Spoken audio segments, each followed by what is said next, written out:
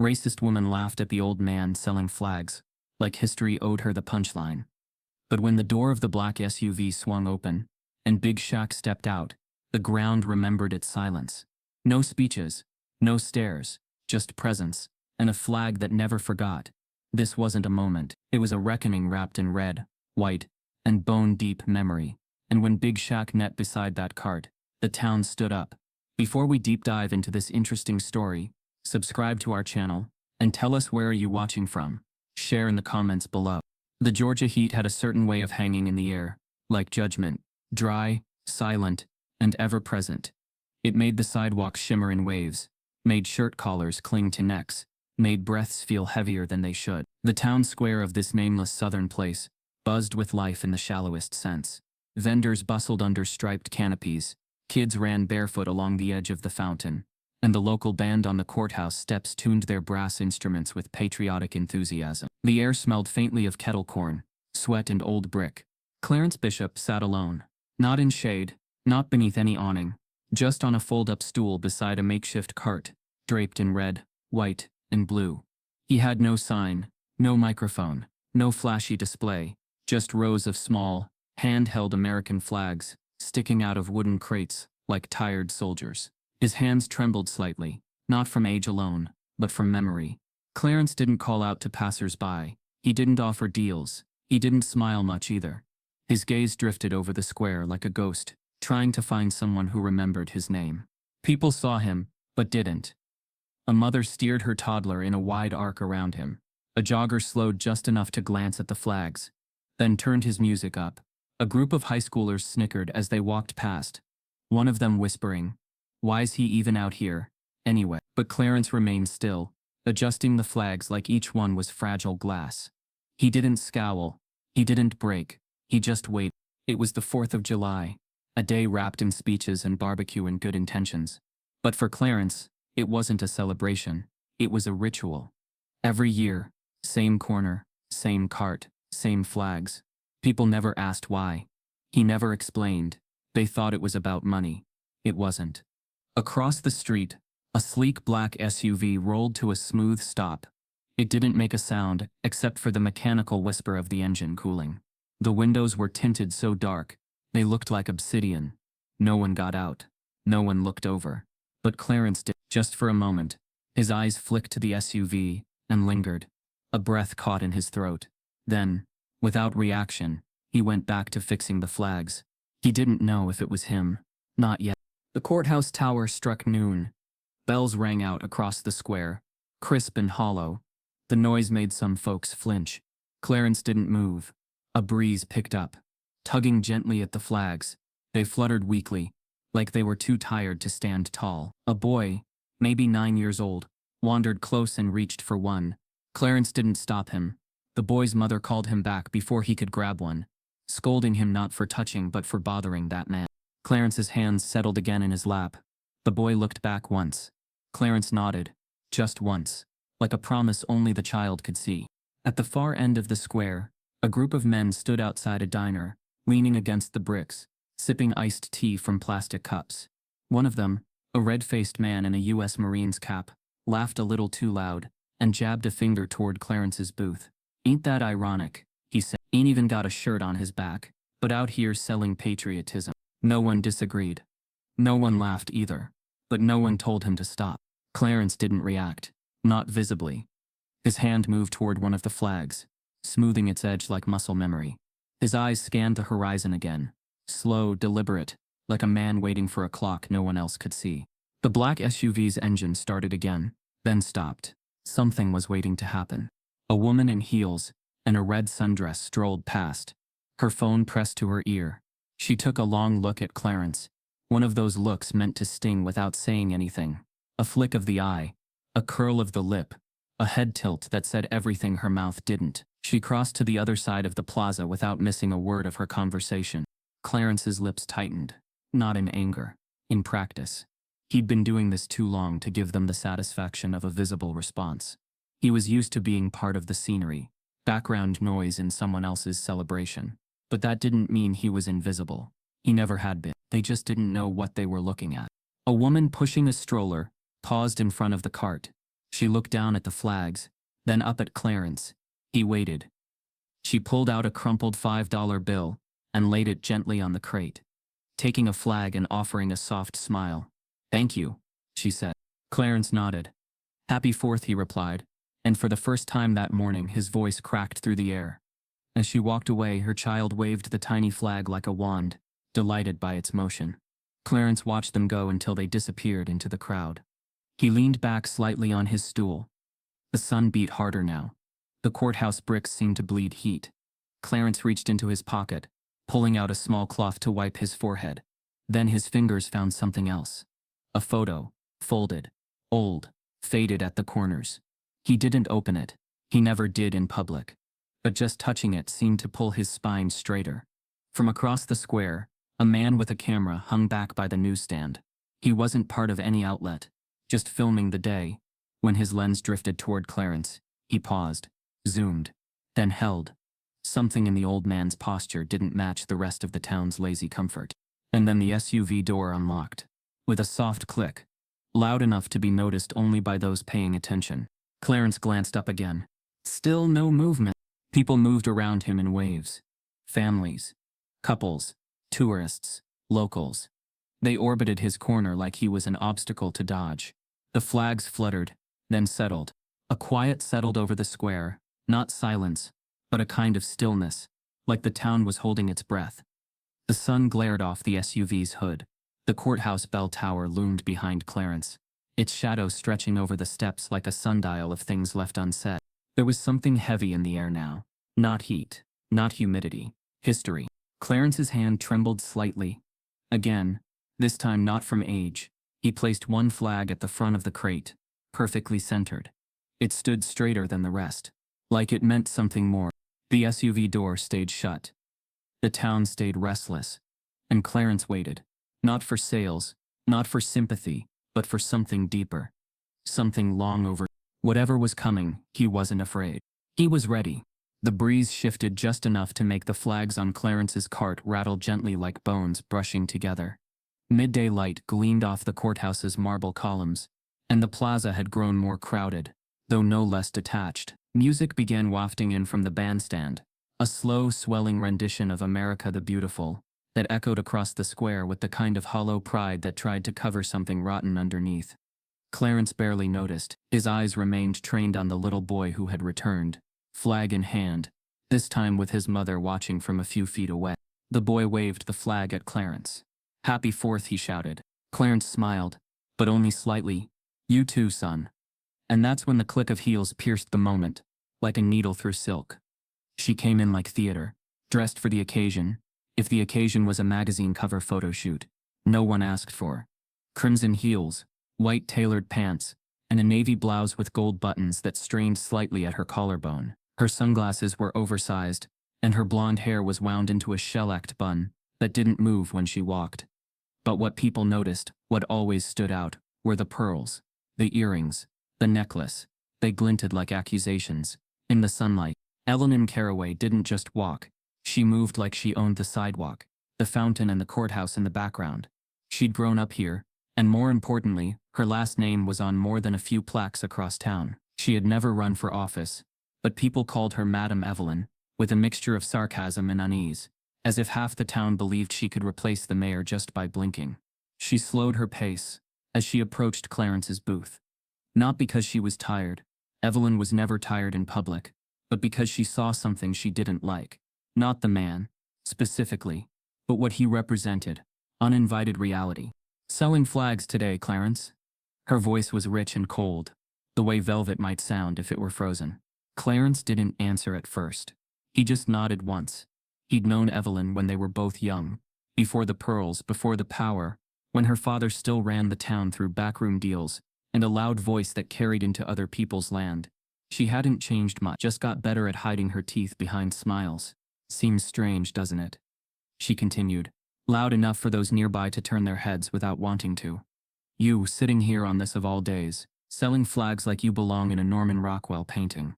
A few people glanced toward her, then away again, unsure whether to laugh or leave. But Evelyn didn't need an audience. She performed for the air. "I mean, really, isn't it a little un-American?" she said, arms crossing as she leaned in, ever so slightly. You sitting here with your little display, pretending that flag means the same thing for everyone. Pretending you're some kind of patriot. Clarence's fingers tightened around the edge of the crate, but he didn't speak. His eyes met hers steadily, not with anger but with a calm that unnerved her more than she'd admit. Do you even know what that flag means? She pushed. Or is this just your way of shaking a cup without the shame? At that moment, someone pressed record. Near the benches by the fountain, a teenage girl named Trinity had been watching everything unfold. She was 15, wore a loose denim jacket with "No Justice, No Peace" sketched in marker on the back, and had her phone out not for vanity but for truth. She wasn't sure what she was seeing, not completely, but she knew enough to feel it wasn't right. Her fingers moved quickly, quietly, starting the camera with the practiced ease of someone who'd grown up online. Evelyn hadn't noticed her yet. She leaned closer to Clarence, voice sharp, but wrapped in performative concern. I just think it's sad, she went on. You here clinging to symbols you barely benefit from. You know people talk, right, about you, about how you show up every year like some old ghost trying to haunt a country that never invited you in. Clarence tilted his head slightly, eyes narrowing. He didn't move. He didn't stand. But there was something in his stillness that felt like the quiet before a thunderclap. Evelyn stepped back, realizing, too late, that her tone had shifted too far. A few people had stopped pretending to look away. Some pretended to check their phones. One woman near the ice cream stand muttered something under her breath and crossed to the other side of the plaza.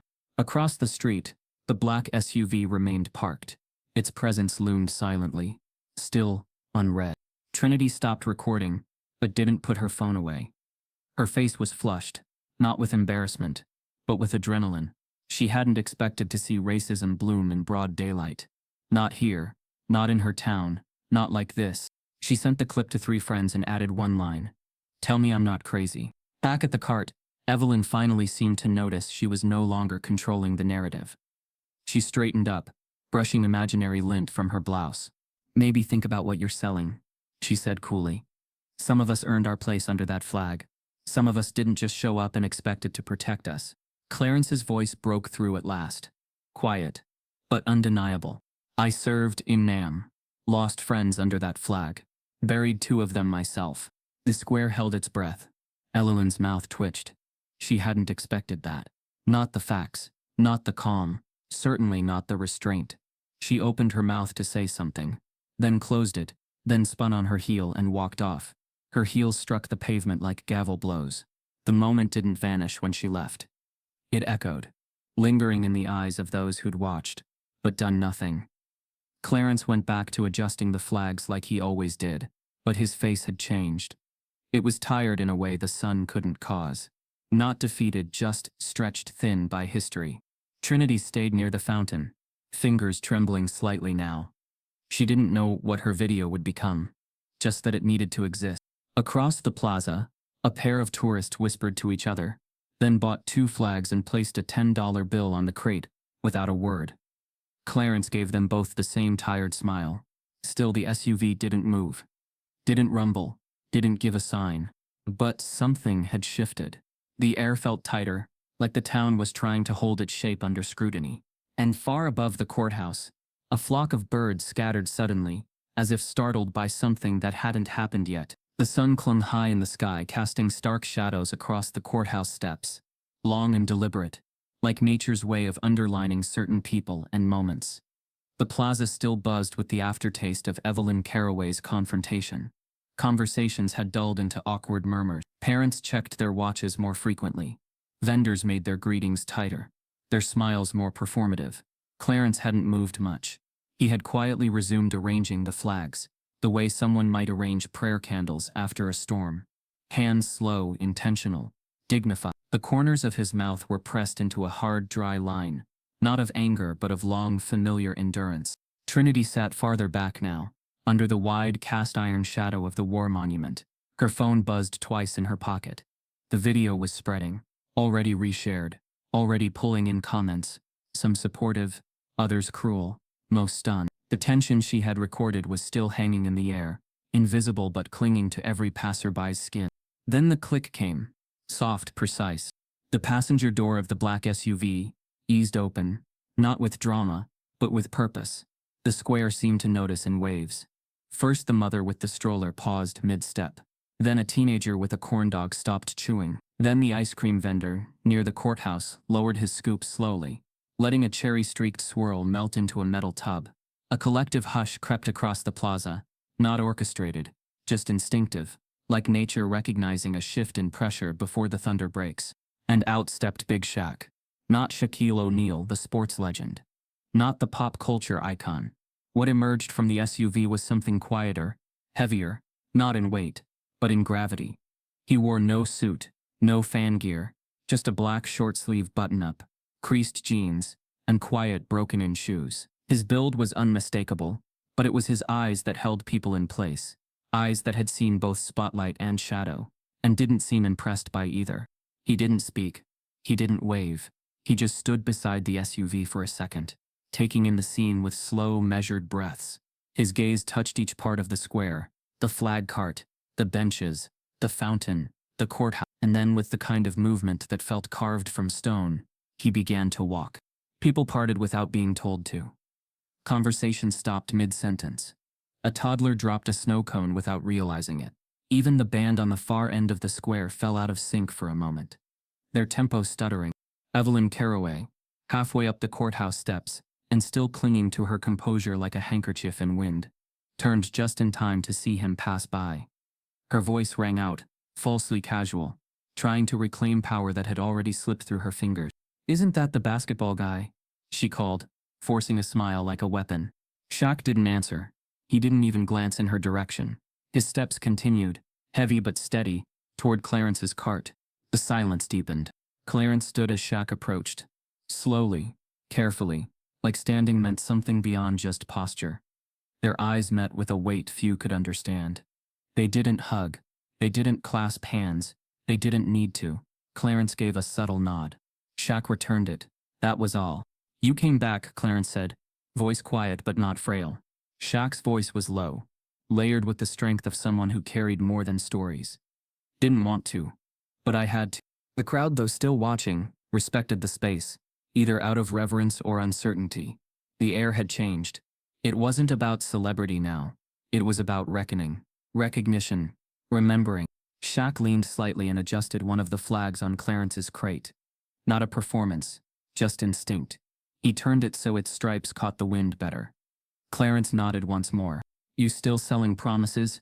Shaq asked, eyes still on the flags. Clarence's smile was faint, almost sad. Still waiting for one or two to be kept. A few people had gathered close now, cautiously. The teenage girl, Trinity, stood frozen, holding her phone without recording this time. Something about this didn't feel like content. It felt like witnessing. A whisper rippled among the older townsfolk. "That's Lucille's boy. That's the O'Neal kid. He's the one who left." But not everyone remembered. The younger ones saw Shaq as the towering sports figure, the face on commercials, the friendly giant on late-night shows. They didn't know about summer of '91, about what happened behind the shed at the far end of the Bishop farm, about the fire that never officially existed, about the silence Clarence had kept all these years, protecting a young man's future from a truth the town had buried deep and wide. Shaq's voice broke the silence again, low and certain. "You knew I'd be back, didn't you?" Clarence shrugged, looking out over the plaza. "Not knew. Hoped. Never blamed you for leaving, son." Shaq turned toward the courthouse. His eyes narrowed as they landed on a brass plaque near the steps. "Funny how this place forgets what it wants to, and who." From behind them, Evelyn muttered loud enough to be heard. "He always did play the victim card well." Shaq turned his head slowly. Not fast enough to be confrontational, just enough to let her know he'd heard. His expression didn't change, but something in Evelyn's stance faltered. She looked down, adjusting her necklace, her confidence suddenly unsure. Clarence exhaled. "Still hasn't learned the difference between volume and value." Shaq offered a half-smile. "She never had to. And that was the heart of it. This town hadn't needed to learn hard lessons, because it never stayed long enough in the fire. But fires remember, and so do the people who lived through them." Shaq sat down beside Clarence's booth. Not in the spotlight, but in solidarity. He didn't speak to the crowd, didn't raise his voice, didn't launch into a speech. He just started helping, arranging flags, straightening corners, picking up those that had blown off during the morning wind. Every motion said what his voice didn't have to. I'm here now, I remember, and I'm not leaving this part of the story untold. Across the square, a journalist from the local paper stood frozen, pen suspended over notebook. She'd only come to cover the festivities. She'd expected confetti, fireworks, maybe a parade. What she got instead was legacy in motion. A man near the war monument leaned over to a friend. What's he doing? Setting the record straight, came the answer. Quietly. Clarence's cart looked no different than it had that morning. Same wooden crates, same sun-faded flags. But now, with Shaq beside it, something had shifted. It wasn't just a stand. It was a witness bench. Shaq finally turned his eyes toward the people gathered. He didn't address them, didn't raise his voice. Just said one thing, simple and soft. You never know whose story you're stepping on. The line landed heavy. It wasn't a threat. It was a reminder. The band tried to start playing again, but gave up halfway through the chorus. Even their instruments seemed muted by what had settled over the square. Shaq stood again, stretching his back slightly, and looked once more toward the courthouse. His shadow stretched behind him, brushing against the flag crate, like an unspoken oath. Clarence looked up. You gonna stay a while? Shaq considered, then nodded, long enough to make sure nobody forgets what this corner means.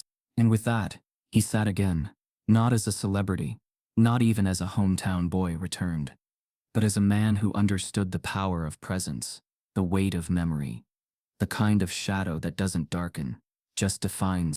The flags caught the afternoon breeze like breaths, held and finally released. Shaq knelt beside Clarence, his massive frame folding down not with struggle but with a quiet grace that spoke of long-standing respect. There was no announcement, no crowd circling for autographs, no media shouting questions, just the dry scrape of wood on pavement and the rustle of cloth as he straightened the bent stems and smoothed out the fabric of the red, white, and blue, one by one, carefully, deliberately. Clarence didn't say much at first. He didn't have to. His hands worked beside Shaq's, slower but precise, every movement etched from years of routine. The sun cast elongated shadows of the two men, one old and wiry, the other broad and solid, across the edge of the square. They worked in rhythm, wordlessly, like muscle memory had never left either of them. You came back, Clarence finally said, the words dry but full of something deeper. Not surprise, not relief, but gravity. Shaq nodded once. Had to. The simplicity of the words didn't dull their weight. It had been decades. Whole generations had passed through this square, taken photos on these courthouse steps, ignored this very flag cart like it was part of the scenery. And yet, it had waited.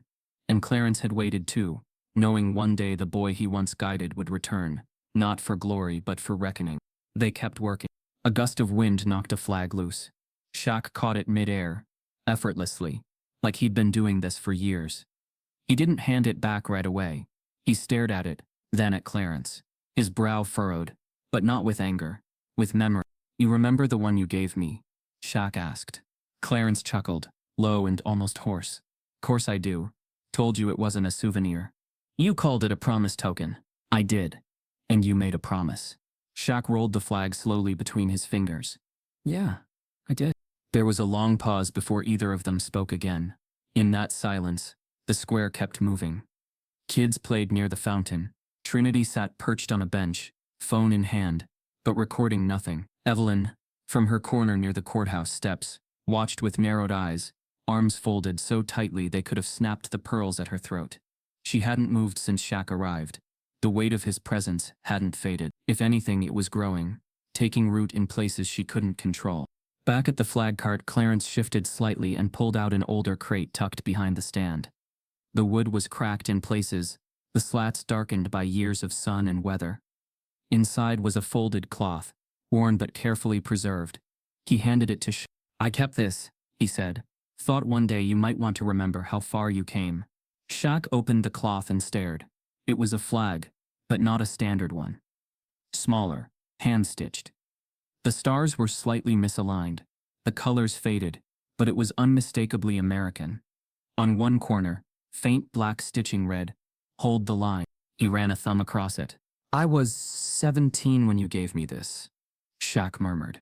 You were 17 and mad at the world, Clarence said, voice dry with knowing, mad at your coaches, mad at the teachers who didn't care, mad at this town that smiled to your face and locked doors behind your back. Shaq didn't argue. I told you to take that anger and fold it up in this. Clarence continued, gesturing toward the flag. Told you the line wasn't about fighting. It was about standing. Even when it hurts. Especially when it does.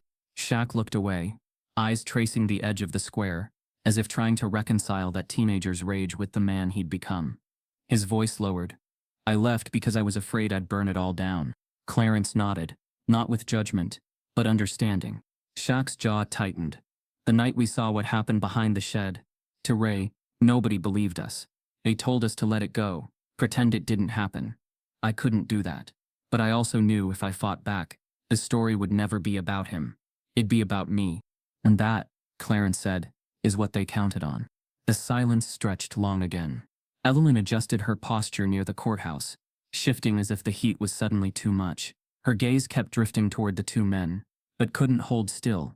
Every now and then, someone would walk by and nod toward Shaq, offering a small wave or a hesitant smile.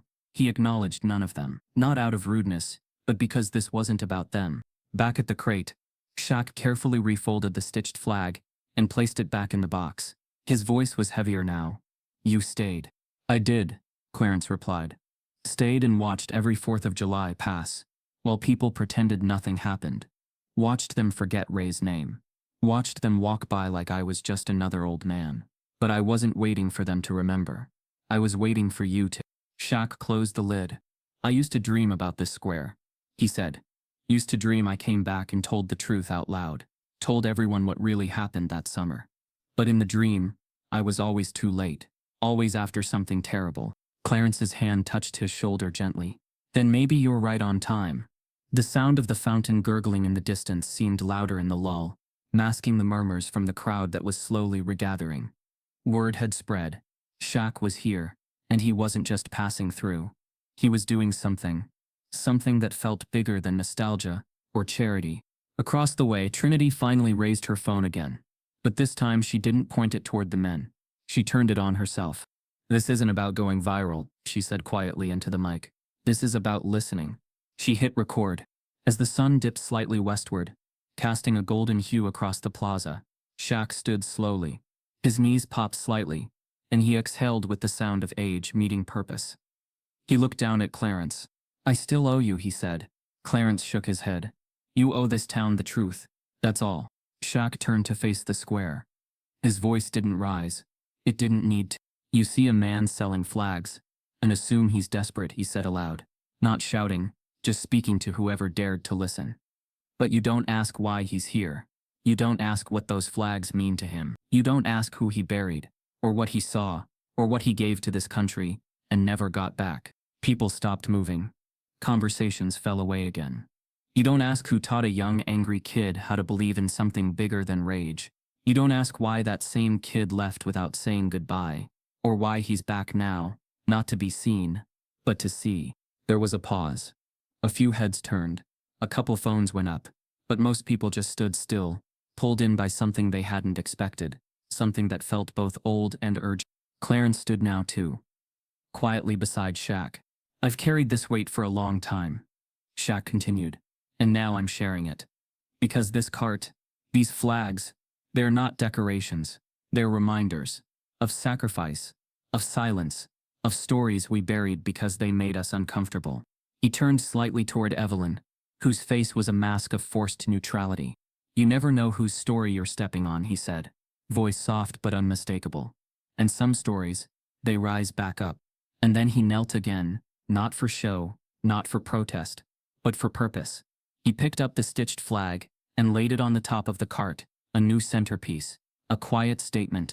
The square didn't cheer, it didn't erupt, but it remembered how to listen. Inside the courthouse, the air felt thinner, not from the heat, though the central AC struggled against the Georgia sun, but from tension that rose in invisible plumes between polished wood benches and dusty law books. The rotunda still wore its patriotic banners, faded bunting drooping beneath framed portraits of long-dead judges and mayors. Their glassy eyes looked down from the walls like silent jurors, too practiced in denial to flinch. The voices downstairs were hushed, but they carried echoes slipped through marble corridors, and wide planked floors that had absorbed years of secrets. The courthouse staff moved with that familiar unease, like people tiptoeing past a room where something awful had just been said. They didn't need a press release. They didn't need a statement. They had eyes, and they'd seen him.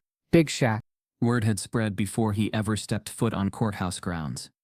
Someone whispered it by the printer in the clerk's office. Someone else confirmed it after seeing the SUV parked across from the square. Now the knowledge sat on every desk like an unopened envelope marked urgent. Sheriff Hank Dalton stood by the window of his corner office, the blinds cracked just enough to see out without being seen. He wasn't wearing his uniform jacket. His badge sat on the desk beside an untouched cup of coffee, its steam long gone cold. In his hand was an old creased envelope. He hadn't opened it yet. Didn't have to. He knew what was inside. He'd read it enough times over the years to memorize it. Across the street, Shaq still stood by Clarence's booth. Even from this distance, Dalton could feel the tension in his posture, the storm he brought with him, cloaked in silence. It wasn't that he looked angry. It was the opposite. Calm, settled, like a man who had already decided something important. Dalton cursed under his breath and dropped the envelope back into his drawer. Behind him, the deputy clerk, Lisa Granger, hovered in the doorway, late 30s, sharp as a tack, and observant in ways that made her invaluable and dangerous. "You seen who's out there?" she asked, her voice low. Dalton didn't turn around. Yeah. Didn't think he'd ever come back. Dalton didn't answer. He just moved to the filing cabinet in the corner, unlocked the bottom drawer, and pulled a thin manila folder from the very back. It was unmarked. Inside were 3 sheets of paper, a black and white photo, and a handwritten note, signed with initials, his own. Lisa stepped closer, curiosity clear in her eyes. That the Ray Donaldson file? He stiffened. It's not a file, it's a dead end. That what we're calling it now, she said, arms folding. Dalton's jaw clenched. He didn't respond. The silence between them thickened. Years ago, Ray Donaldson's death had been explained away, with a 1-page incident report and a vague mention of trespassing. No investigation, no autopsy, no suspects. It had taken place in the summer of '91, behind the Bishop family property line. Officially it was chalked up as an accidental fall, a story no one really believed, but everyone accepted, because it was easier. But now Shaquille O'Neal was back, and Clarence Bishop, who had been quietly selling flags in front of that courthouse for 20 years, had never once mentioned what he'd seen, until Lisa lowered her voice. He's not just visiting, Hank. This feels like a reckoning. Dalton muttered, reckoning for what? Nobody proved anything. She raised an eyebrow. That's not the same as innocence. He hated how calm she was. From the hallway outside, more whispers floated in. Councilman Barrett pacing nervously.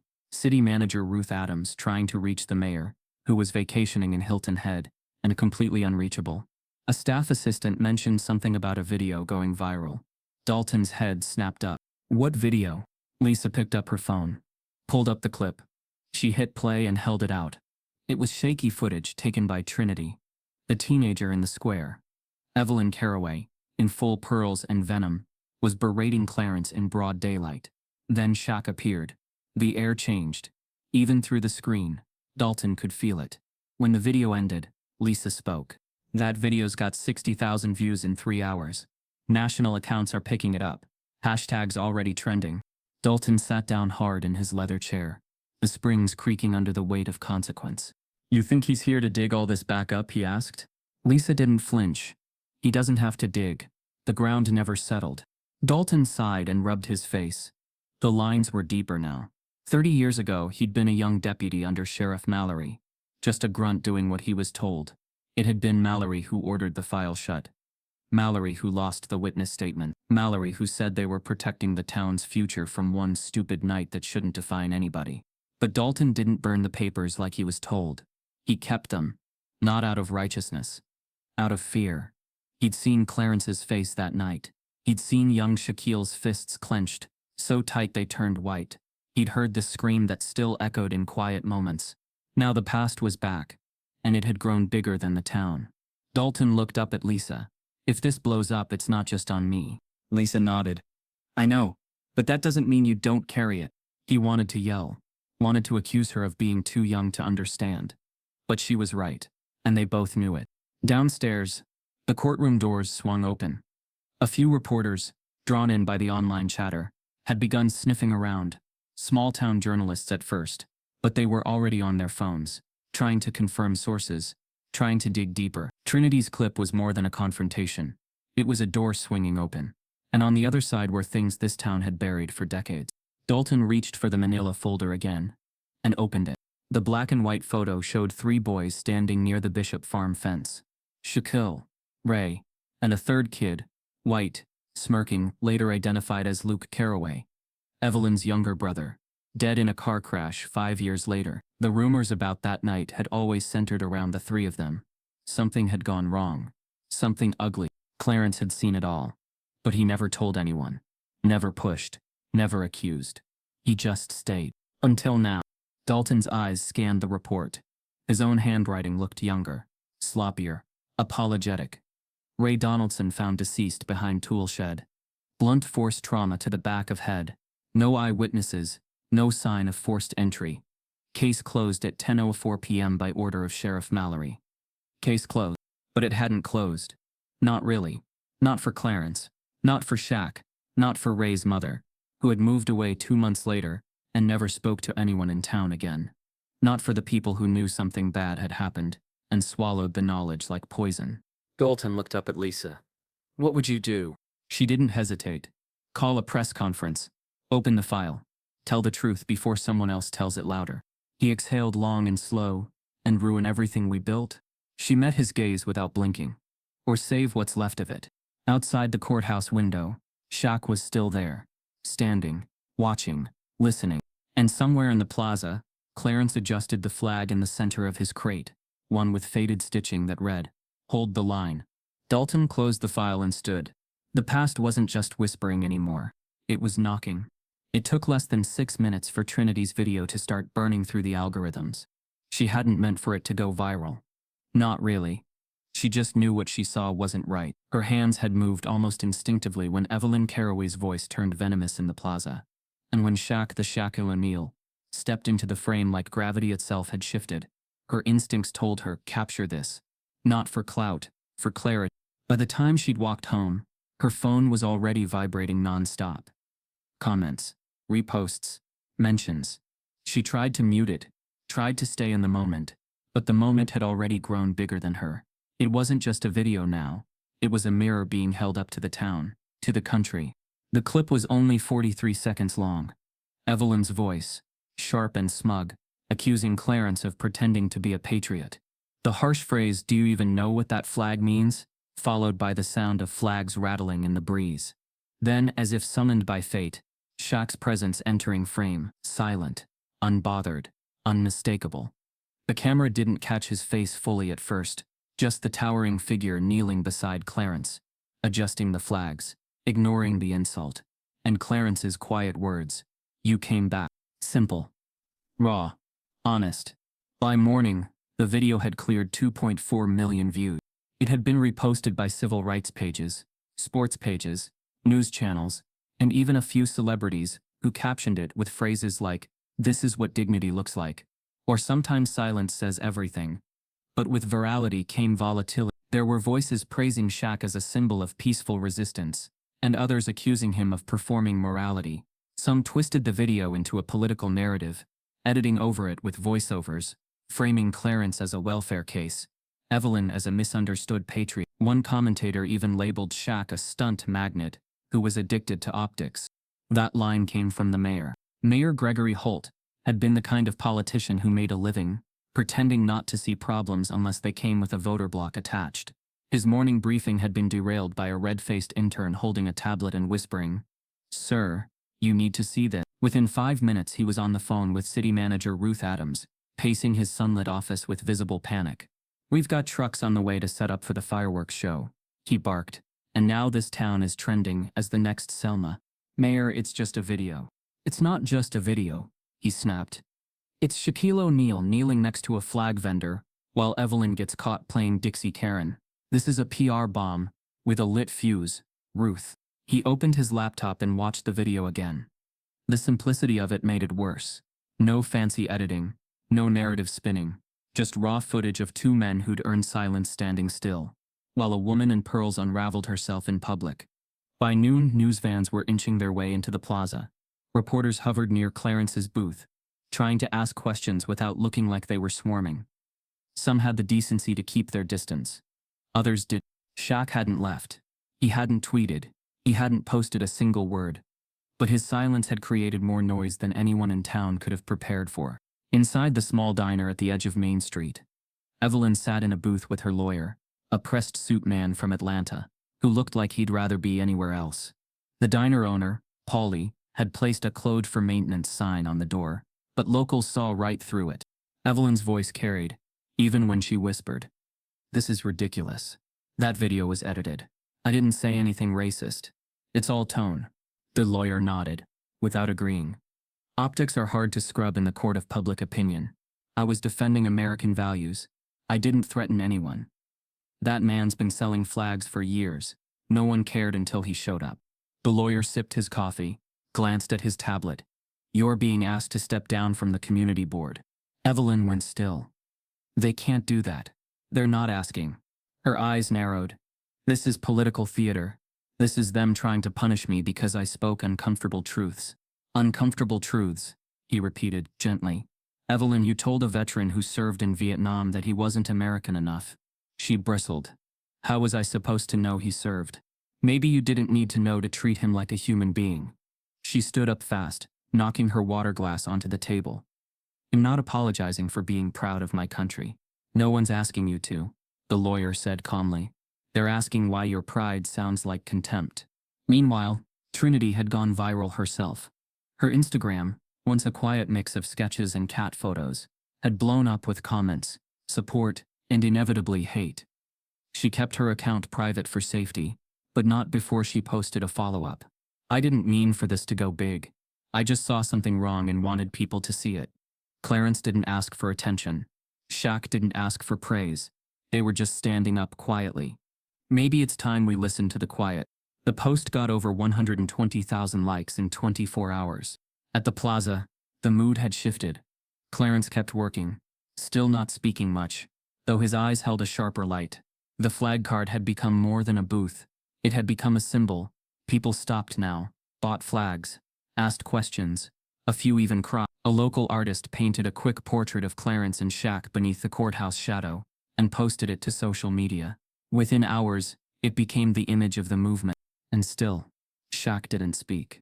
But everyone knew he wasn't just there for show. There were quiet meetings happening behind closed doors. Clarence and Shaq had met privately with Sheriff Dalton the night before. No press, no photo ops. Just 3 men and 1 manila folder. Dalton had walked out, looking 15 years older.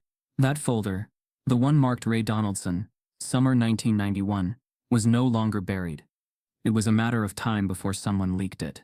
Until then, the town buzzed with speculation. Local forums lit up. Old memories resurfaced.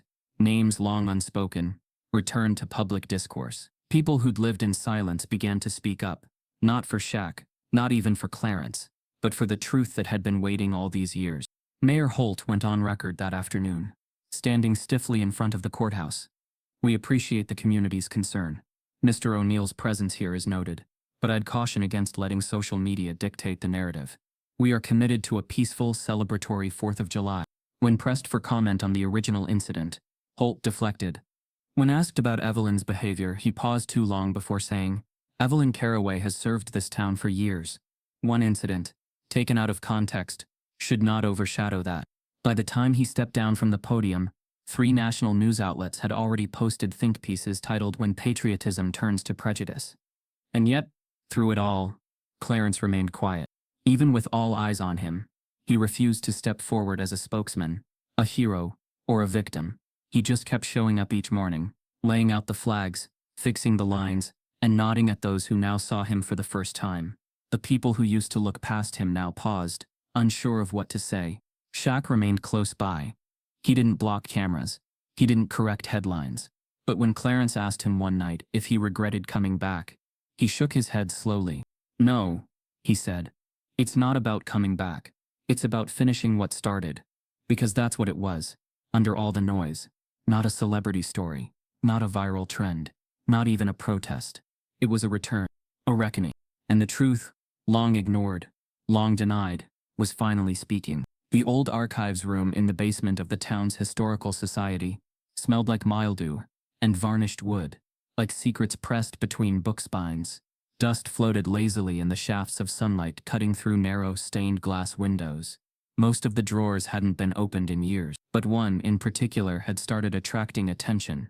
The drawer labeled Summer 91, Community Affairs. It was Ruby Hart who opened it. She wasn't a national reporter. Not yet.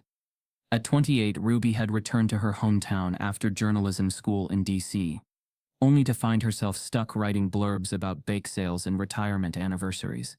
But the video Trinity's video had cracked the surface of something deeper, and Ruby, sharp-eyed and unwilling to settle for fluff, knew what old towns like this were built on. Silence. Silence and memory. So when the whispers around Clarence Bishop and Big Shaq started circling back to the name Ray Donaldson, Ruby went digging. The file was slim, insultingly so. One page typed on a clunky typewriter. Stamped, unsigned. It read like a placeholder, not a record. Incident at Bishop Farm. Minor disturbance. No foul play suspected. But Ruby didn't stop there. She sifted through the drawer marked Town Leadership. 1990, 1995. Pulling yearbooks, Rotary Club newsletters, and dusty meeting transcripts. That's where she found the name. Walter Caraway, Elowen's father, chairman of the county board. And the man who quietly chaired the Internal Oversight Committee, formed after the Ray Donaldson incident, was quietly, unofficially, and permanently shelved. Ruby's eyes narrowed. A second name caught her attention. Sheriff Mallory, and under it, a hand-scribbled memo from 1991 that read, "No reason to stir public sentiment over what appears to be a youth scuffle. Let the Bishop kid cool off. Contain the press. Coordinate with Caraway." Ruby sat back in her chair. Everything started falling into place, not as conspiracy, but as calculation. The scuffle that killed Ray had never been a mystery. It had been an inconvenience. A potential scandal too politically radioactive for the powers of that time to stomach. And Evelyn? Evelyn wasn't just repeating the ignorance of her generation. She was preserving something, protecting a legacy built on suppression. Her anger at Clarence wasn't confusion, it was panic, and her fear of Shaq had nothing to do with who he became. It was about what he remembered. Ruby didn't wait for approval. She filed the story that night. Not on some blog. Not buried in the back of the local print. She sent it to the Clarion Post, a regional paper with national reach. The headline ran sharp. "The flag beneath the ashes. A Georgia town's buried scandal comes to light." Within hours, the story was everywhere. Back in the square, Clarence unfolded a chair behind his flag cart and sat without a word. He knew the moment was coming. The way animals know storms before skies darken. The air had changed. The glances from passers-by lingered longer. The nods came with unspoken question. Shaq stood close, silent, unreadable. "You knew this would come out?" Shaq finally asked. Clarence didn't look at him. "I knew it had to." A beat passed. "And you waited for someone else to dig it up?" Clarence turned then, slow and deliberate. "No, son. I waited until the town was ready to hear it." "There's a difference." A long silence passed between them. Not tension, understanding. "I tried to tell them," Shaq said, his voice low, touched with that same teenage fire that once threatened to consume him. "After Ray died, I tried." "I know," Clarence said. "I remember." He remembered everything. July, 1991. The night air had been thick, electric, with the kind of heat that made skin itch. Clarence had been out back behind the house, oiling hinges on the shed door, when he heard it shouting, quick movement, a sudden stop. He stepped around the corner and saw them. Ray Donaldson on the ground, blood blooming beneath his temple like a cruel flower. Shaq, barely more than a boy, standing over him breathing hard, fists shaking. And Luke Caraway, Evelyn's younger brother, white-faced and wide-eyed, backing away, his voice already stammering a lot. "It was an accident. I didn't mean." Shaq had turned then, rage burning into purpose. "I'll tell everyone," he shouted. "They'll know what you did." But Clarence had stepped between them. Not to stop the truth, to stop the blood. "You go to the law now," he had said, calm and terrifyingly certain, "and they'll make you the monster. You know that, and Ray won't get justice. Just a buried truth, and a ruined boy." Shaq had broken down right there, sobbing, holding the flag Clarence had given him the week before. A reward for graduating high school, for staying clean, for not losing himself to the anger so many had fallen to. Clarence had given it to him and said, "This ain't a decoration. It's a contract. You hold this, you hold your fire. Because one day you'll need it more than your fist." And Shaq had held it. Through the funeral. Through the betrayal. Through the shame of silence and the ache of leaving. He'd carried it all the way to the top. And now, back to this square. Back to Clarence. Back to where it all began. The news of Walter Carraway's involvement spread like gasoline to a flame. Reporters flooded Evelyn's property. Protesters gathered outside town hall, holding up pictures of Ray Donaldson printed off office printers and mounted on cardboard. The town that had once closed its eyes had suddenly gone wide awake, blinking in the harsh glare of legacy. Evelyn didn't leave her house for 3 days. On the 4th she emerged. No pearls, no red, white, and blue ensemble. Just a gray sweater, sunglasses, and a statement written by a publicist. She read it in front of the courthouse steps, voice trembling. "My father was a man of conviction. He believed in order, in structure, and I was raised to believe his choices were honorable. I now understand that some of those choices hurt people deeply, unfairly.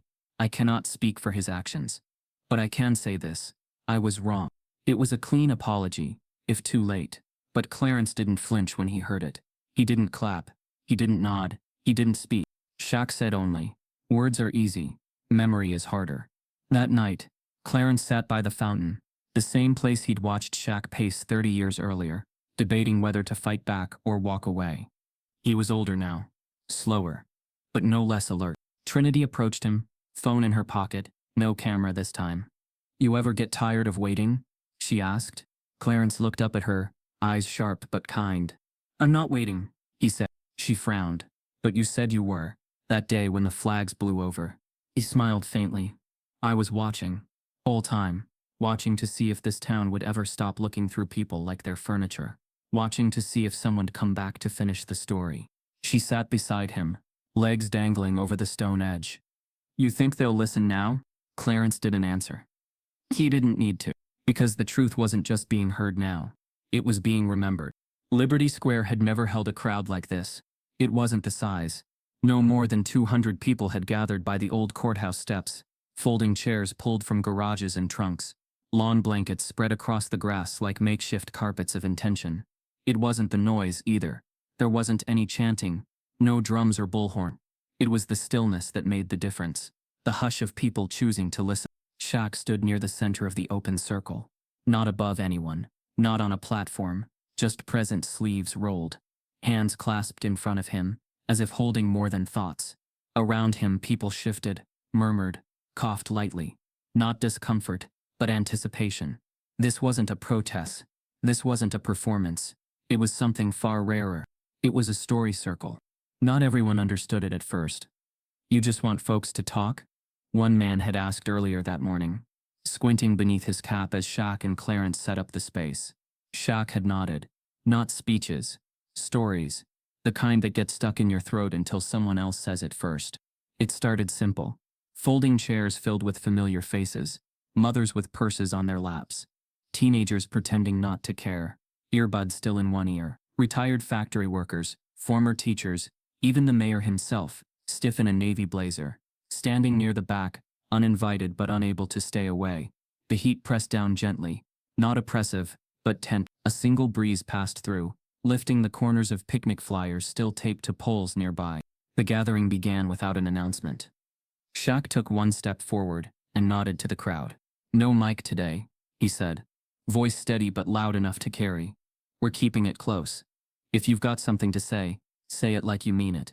If not, just sit and listen. Both matter." Then he sat down. There was a pause, as thick as humidity. Then a voice, quiet, cracking, spoke up from near the front. A woman in her 60s, gray curls, red dress, church name tag still clipped to her neckline. "I taught Ray Donaldson in 8th grade, she said. He loved writing essays, would turn them in early, sometimes with drawings on the back. I still remember one about a flag, folded up like a triangle, said it was a symbol of promises made and broken. I didn't go to his funeral. I was scared. I regret that." The silence afterward wasn't judgment. It was acknowledgement. A man in a Braves cap stood next. My uncle worked in the sheriff's office back then. Said the report got rewritten before it went upstairs. Said they buried the wrong kind of truth. More stories came. Some short, some heavy, none angry, but all laced with a quiet urgency. About the night Ray's name stopped being mentioned in town.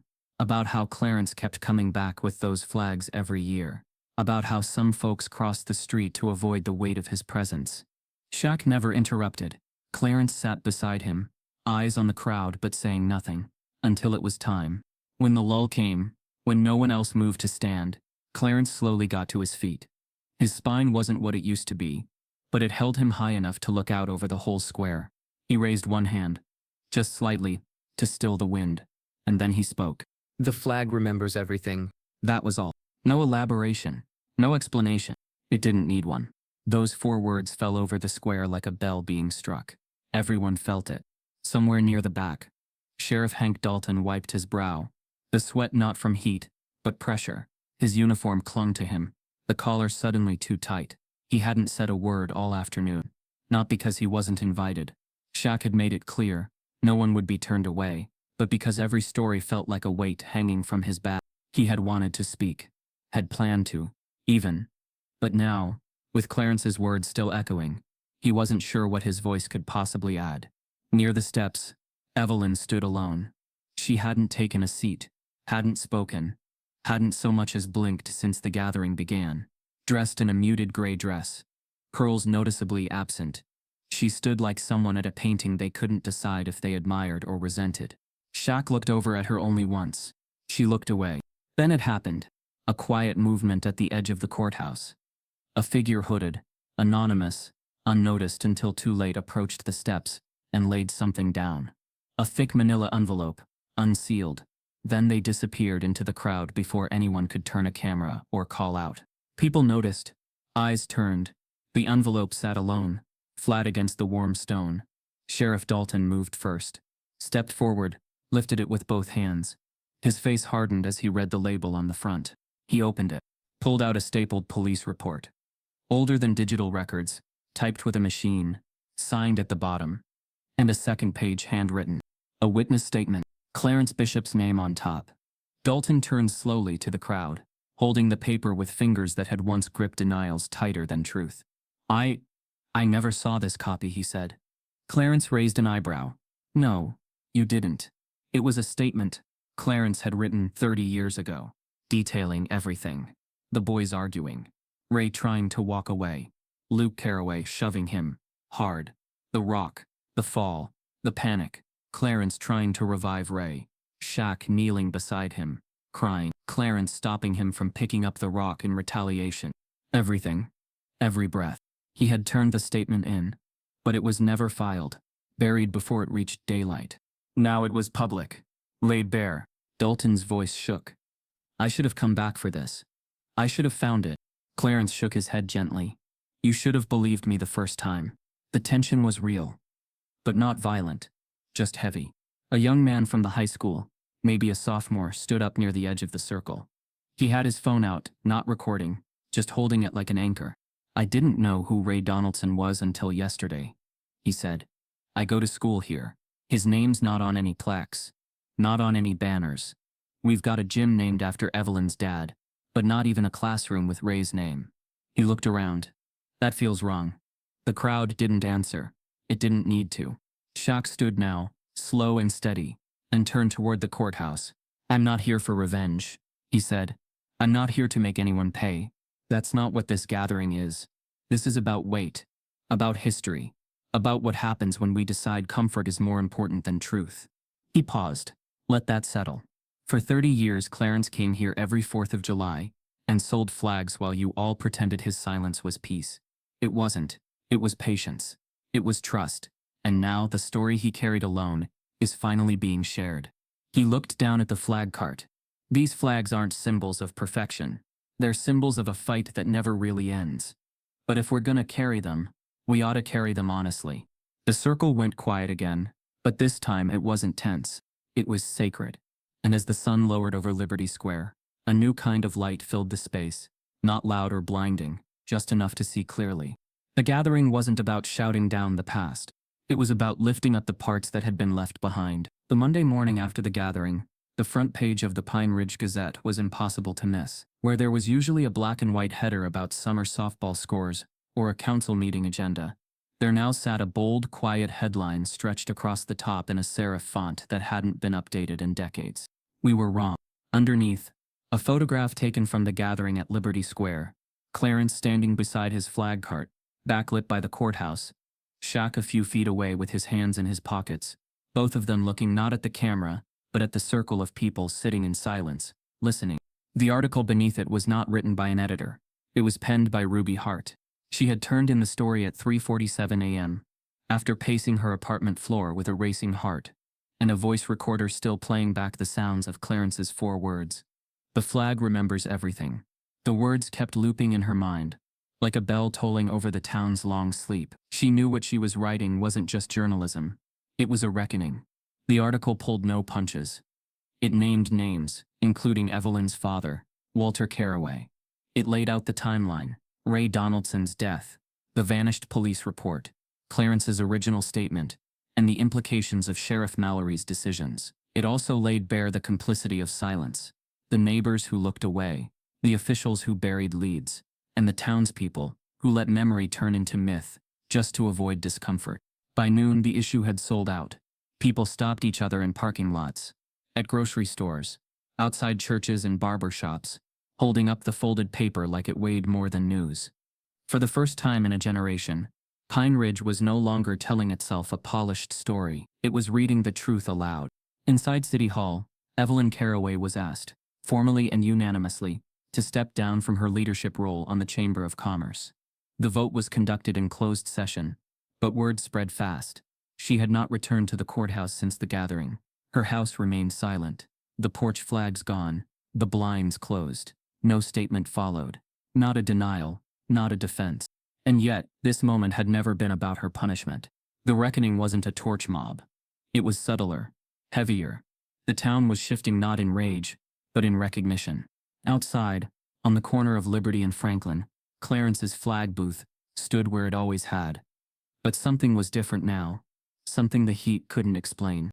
People were stopping, not just to buy flags, but to talk, to ask questions, to sit, sometimes without a word, just to be near it.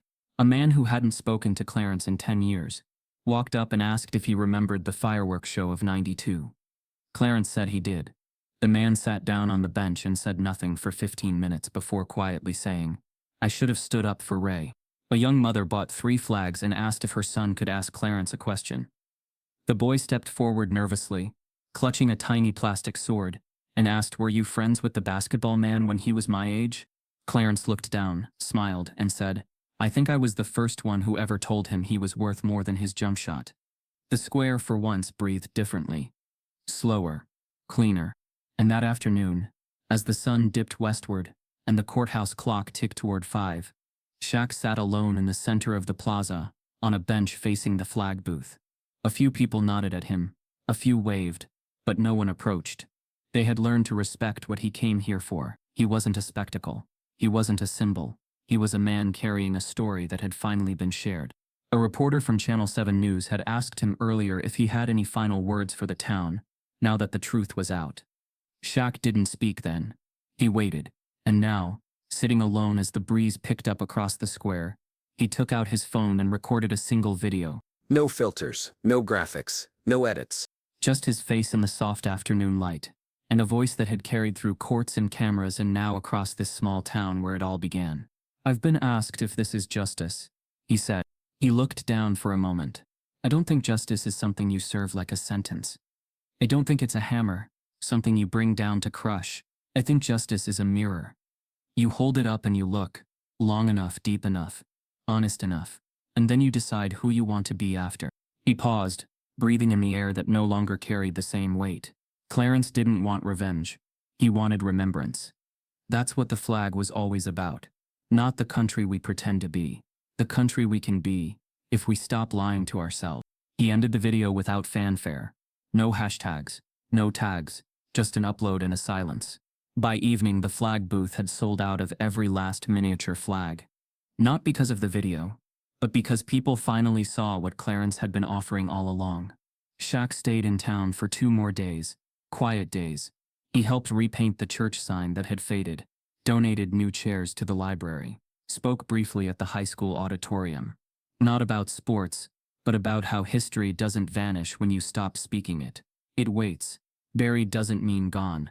On his last morning in Pine Ridge, he returned to Liberty Square one final time before sunrise. The wind was different now. It rolled low and constant through the square, gentle but present, as if something had finally exhaled. Clarence was already there, setting out the flags. "You ever get tired of doing this?" Shaq asked, stepping up beside him. Clarence didn't look over. "Every year, right up until someone stops." Shaq picked up a crate, held it in his arms like something sacred. "Think they'll forget again?" Clarence gave a half smile. "That's up to them. But now they don't have the excuse of not knowing." They stood together for a while, not talking, just watching the morning wake up around them. Cars passed. A jogger waved. Somewhere a window opened, and gospel music floated into the air. Shaq finally broke the silence. "I don't know if I'll come back again." Clarence nodded slowly. "You already did what you were supposed to do. You finished what started." Shaq reached into his back pocket and pulled out the folded flag Clarence had once given him. The same one with the stitched message in the corner. "Hold the line." He unfolded it, looked at it a long time, then handed it back. Clarence took it, reverently. "Keep it," Shaq said. Clarence looked up, surprised. "You Shaq smiled, eyes soft. "You held the line. I think it belongs to you now." And with that, Shaq turned, walked back across the square, the breeze trailing him, not with finality, but with fulfillment. The town had changed. Not completely, not perfectly, but enough to begin again. The morning air felt different. There was no announcement, no tolling bell, no breaking news alert, just the absence of something that had always been there. Quiet, consistent, like a metronome ticking behind the rhythm of the town. The corner across from Liberty Square, where Clarence Bishop had kept his booth for years, was empty. The crate was gone. The bench was bare, save for a single folded American flag. Not in a box, no glass frame, just cloth creased with precision, corners aligned with the discipline of memory. On top sat a small envelope, yellowed slightly with age, with one name written in sharp, slanted pen, Shaq. People passed by at first without stopping, unsure if it was temporary. Clarence was never late, but maybe this was the day he broke tradition. Maybe he was sick. Maybe he just needed a morning off. But as noon came and the courthouse bell echoed over the bricks, reality settled like dust on the square. Clarence wasn't coming back. By evening, word had made its way through town. Not through headlines or sirens. Clarence wouldn't have wanted that. It was passed from mouth to ear, hushed but reverent, the way old stories are shared around fireplaces. And after church, he passed in his sleep, someone said, peacefully, sitting in his chair like he always did, hands folded across his chest. And just like that, the corner was a memorial. Someone left a single white rose. Another left a note. "Thank you for holding the line."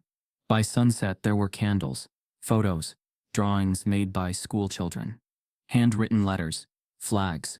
But the original flag, the one folded with such care, remained untouched. Until Shaq returned. He arrived in the same black SUV. No security. No camera crews. Just him, stepping out with shoulders slightly heavier than they had been the week before. His eyes scanned the corner slowly, registering each tribute, each offering. Then they settled on the bench, on the envelope. He moved toward it with reverence, like approaching something sacred. He picked up the flag first, cradling it against his chest. Then he slid the envelope free and opened it. Inside was a single sheet of paper, lined notebook stock, the ink faint but legible. The handwriting was unmistakable, steady, deliberate. Clarence's voice pressed into paper. "Shaquille, if you're reading this, it means my time here is done. I won't use this space to say goodbye. You know me, I don't believe in endings, just handoffs. You've carried a lot in your life. Rage, silence, grief. But you carried it like a man, with patience instead of pride. You did what I asked. You held the line. But there's one more thing I need you to do. Open the photo." Shaq felt the weight inside the envelope and reached in, pulling out a creased black and white photograph. The edges were softened with time, the corners curled, In it 3 young men stood side by side. Clarence younger and broader shouldered, with a look of caution in his eyes. Shaq at maybe 16 or 17, standing tall but tense, and between them, grinning in mid-laughter, stood Ray Donaldson. Shaq stared at the photo for a long time. Clarence's letter continued. Ray deserved to be remembered. And now, he has been, because of you. Because you didn't let the world keep its eyes closed. I kept that photo hidden all these years, not because I was ashamed, but because I was waiting for the moment when it could finally mean something. Now it does. You came back, Shaquille. Not as a basketball legend, not as a celebrity, but as a man who finished the story that others buried. Don't let the ending be silence. There's a plot open next to mine, in the Pine Ridge Cemetery. I left instructions. No need for marble or statues. Just plant a flag. The stitched one. If you've still got it, let people wonder why it's there. Let them ask. Let them speak. Tengasi. Shaq lowered the letter slowly, hands still trembling from the gravity of it. He looked back toward Liberty Square, where a small group had gathered, watching quietly from across the street. No one approached. They didn't need to. He stepped off the curb and walked through the square, past the courthouse, past the fountain, the flag still folded in his arms. It was heavier than cloth had any right to be. That evening, the town of Pine Ridge paused for the second time in 2 weeks. Not because of spectacle, not out of guilt, but for reflection. The church bells rang slowly, one for each year Clarence had sat at that booth. 30. The mayor released a statement, brief and simple. Mr. Bishop served this town not through office, but through presence. We honor his life, his courage, and his silence that taught us all to listen better. Eleanor Caraway sent no statement, but days later, a neighbor would say they saw her leave a flag at Clarence's bench at dawn, alone. No cameras. Trinity posted a video, not a montage, not an edit, just her voice, shaky but sincere. When I recorded that video, I didn't know I was capturing the last time Clarence would sit at that booth. I didn't know I was filming history. I just knew something felt wrong, and I wanted people to see it. Now I see everything else I missed. The man behind the flags, the story behind the silence, the promise behind the patience. Clarence didn't shout. He didn't protest. He just sat, every year, waiting for someone to listen. I'm listening now. At the Pine Ridge Cemetery the next morning, under the weight of a sky that was bright but forgiving, Shaq stood alone at the edge of a fresh patch of dirt. The headstone was temporary, a small wooden marker with Clarence's name etched by hand. Beside it, an open spot marked with a simple post. Shaq knelt, pulled out the stitched flag, the one Clarence had given him, as a teenager, and laid it gently into the soil. Then he stood, brushing the dirt from his jeans, and stepped back. He said nothing. But his silence said everything.